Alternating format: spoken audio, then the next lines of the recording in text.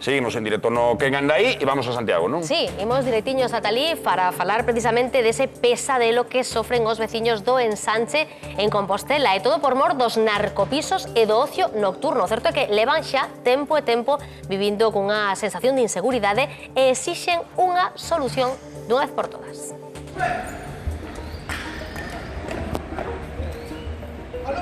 Estas que ven son imaxes gravadas polos veciños do Ensanche Compostelán.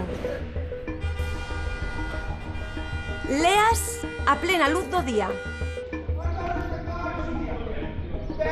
Insultos, berros, golpes e máis golpes.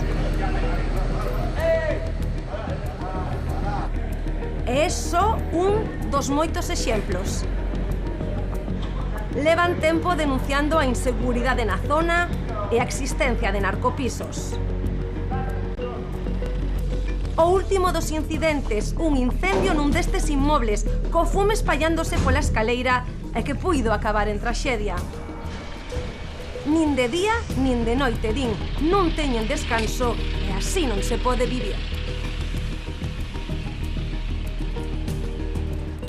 Temos comunicación con Xosé Manuel Durán, que é presidente da Asociación Veciñal Raigame. Moi boa tarde, Xosé Manuel. Hola, moi boa tarde. Estábamos a ver unhas imaxes que realmente impactan. Non sei se nos podes describir con que problemas tedes que vivir os veciños do Ensanche. Bueno, son varios os problemas que todos sumados da esta sensación de inseguridade, ¿no? Por exemplo, empezamos cos problemas de ocio nocturno, donde a partir das 4 da mañán hai un montón de violencia, bueno, como a violencia que se expresa seguramente nos centros de educación ou nos centros sanitarios, ¿no? Polo día, pero entendemos que a partir das 4 da mañán, 5 da mañán, cando a xente está pasadísima de voltas, de drogas e de alcohol, e cando aparecen estas escenas de violencia, que os negocios de ocio nocturno teñen por norma botalos á rúa, ¿no? Donde ali teñen lugar as navalladas, como os suizos que apareceron últimamente se acaban de convocar últimamente este ano pasado, ¿no? As macropelexas que están collendo outra dimensión, xa non é de pouco, sino xente que se cita para zurrarse. Aí diante destes negocios temos visto como os traficantes tamén exercen os seus negocios. De feito, é onde os botan á rúa cando ven tanto escenas de violencia como o tráfico de drogas. Sí, Xosé Manuel, entendemos que é como unha maneira de trasladar o problema, porque estamos vendo estas esceas dunha violencia bastante elevada, ademais, a plena luz do día, entendemos que sen disimulo. Xosé Manuel, o certo é que levade xa tempo denunciando esta situación, falas dunha sensación de inseguridade entre a veciñanza, non sei se chegados a este punto tamén unha certa sensación de abandono por parte de quen lle corresponda facer algo para solucionalo. Por suposto. Descubrimos que a única maneira de solucionar estes problemas, bueno, a unha das maneiras é visibilizalo. Entendemos que se non se visibiliza un problema non existe. Entón, bueno, decidimos dar este paso. Porque, por parte das autoridades, desde logo non se van a meter neste charco, xa nos dixeron que o grado de consumo é tan alto que non hai nada que facer, que en algún sitio teñen que estar, con estas palabras, vos lo comento. Claro, entendemos que, claro, mentre non este frente ao Parlamento ou debaixo da casa da comisaria ou no Obradoiro, entendemos que non van a facer nada, non? Xosé Manuel, que tal? Pero xa dixemos basta. Xosé Manuel, que tal? Son Antón. Sí, hola. Falaba Raquel de que si vos sentides desatendidos por parte das autoridades. Queres que che diga o que me dixo a un representante da Policía Nacional de Santiago cando lle propuse un hoxe pola mañán que participara contigo neste directo para que contara o que está pasando e o que se está facendo? Pois o que me dixo é que quizáis estades exagerando demasiado, que os índices e as estadísticas de inseguridade en Santiago que non amosa a realidade que vos contades, nin as inseguridades nas rúas, ni que vos pode pasar algo ás fines de semana.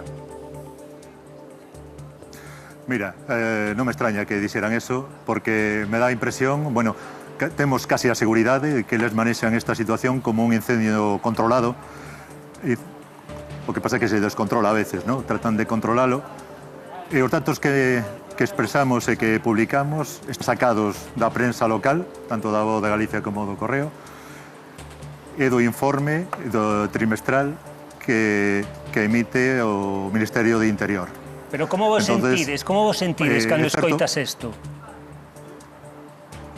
Pois indignados. A verdade é que, por un lado, non me extraña, porque tratan de demostrar isto, pero por outro lado, estamos indignadísimos e cabreados. Pero por outro lado tamén estamos esperanzados, porque vemos que as comunidades de propietarios e os veciños se están envalentonando, se están empoderando. Entonces estamos tomando decisións, por exemplo, leválo pola vía legal, ¿no? Xa varias comunidades de propietarios decidiron actuar en base á lei de división horizontal que permite actuar contra estos pisos o locais. Que pasou esta fin de semana na rúa Alfredo Brañas?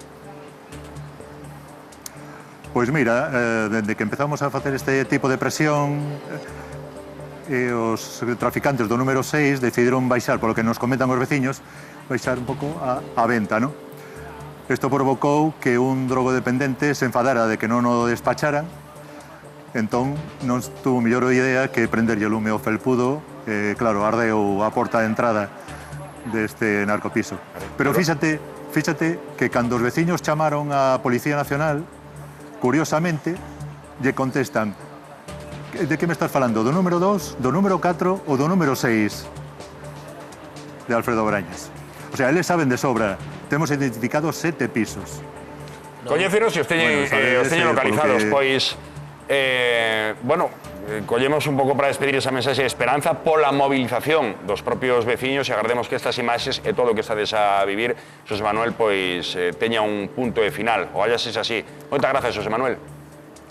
Os veciños de Sánchez poden estar dando as gracias a este home, porque eu falei con varios veciños e comerciantes, e todo o mundo por teléfono expresa o medo que teñen e o mal que están pasando, pero cando lles propoñes unha entrevista di que non, que teñen un negocio, que lles pode pasar algo, e este home está dando a cara por todos os veciños. Pero eu creo que tamén hai que ter en conta que isto é un problema de seguridade cidadán. Isto non son as comunidades de propietarios que nos teñen que arreglar, tampouco é a policía os propios asentes, sino que son os mandos os que se teñen que reunir. Para iso hai que activarse. Activarse non significa adoptar acordos en xuntas de propietarios, significa denuncialo e reunirse co subdelegado de goberno para que se adopten medidas. A ver, a min constame que a Policía Nacional en todas as cidades traballa moito e moi ben os narcopisos. De feito, hai unha estatística que fala, non sei que cantidad de 10 narcopisos ao mes en Galicia ou unha cousa así. Son moi difíciles de investigar. Para investigar un narcopiso e para que a policía consiga unha orden de registro nestes narcopisos ten que ter primeiro unha serie de pequenas incautacións, se lo sabe que é letrado, unha serie de pequenas incautacións para que o xuiz adopte esa decisión de poder entrar. Ese seguimento, esas vigilancias son prácticamente imposibles nun punto no que todo o mundo sabe, como este caso, que aí están os traficantes. Os traficantes inmediatamente coñecen se ven a policía, se non ven a policía. O cal é complicadísimo, non? A policía pode traballar e traballa arreo, pero é moi difícil chegar a isto. Hai que pensar que esta xente tamén son víctimas, como decíais antes tamén, son xente drogodependente ese que non atopou a dosis, pois inmediatamente quema unha papeleira ou cometen pequenos roubos ou demais. Aquí a chave de todo isto é o que falábamos ao principio, hai que ir ao fondo da cuestión, hai que ir ao fondo de por que precisa tanta droga, por que tanta xente precisa a droga. A policía investiga, a policía traballa, pero é complicadísimo. Os narcotraficantes cada vez saben máis como investiga a policía e complican moito o traballo. Pois moitísimas grazas, Víctor, que falando de sabedoría, podemos decir que máis sabe da loita contra o narcotráfico en Galicia e, dende logo, que mellor o conta e nos encanta terte sempre no que anda aí. Moitas grazas. Grazas a vos. Graciñas. Facemos unha pausa de menos de 4 minutos e seguimos no que anda aí analizando toda a actualidade que nos deixa este 28 de xaneiro. Queda conmigo.